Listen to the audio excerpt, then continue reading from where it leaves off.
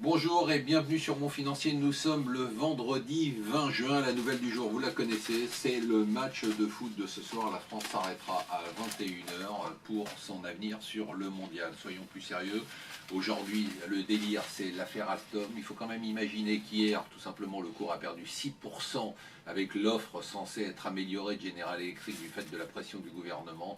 Quelques centaines de millions d'euros envolés hier. Si on rajoute à ça les 3,5 milliards envolés sur EDF après l'annulation de la hausse de l'électricité au 1er août, on est en plein délire. Alors Alstom, c'est un délire, c'est-à-dire que c'est une entreprise privée cotée en bourse dont l'avenir est négocié par le gouvernement et le président de la République lui-même. Voilà, c'est ça la France. Qui est-ce qui nous bouffe tout notre chocolat? Le cacao est au plus haut depuis 3 ans, il n'arrête pas de flamber. Figurez-vous que les Chinois se mettent à aimer le chocolat, il n'y a pas assez de cacao pour tout le monde, donc on est foutu. Hier, la monnaie qui a fait des ravages, c'était la couronne norvégienne qui s'est effondrée après que la Banque centrale norvégienne ait décidé de ne plus monter de ses taux d'intérêt. L'Irak, c'est toujours le chaos.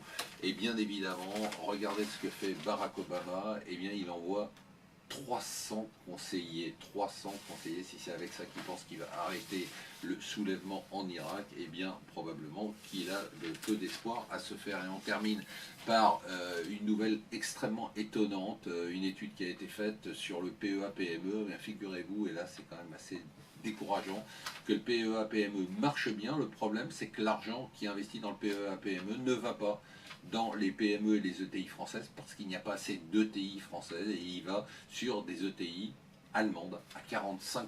C'est quand même assez décourageant. Voilà, restez avec nous sur Mon Financier.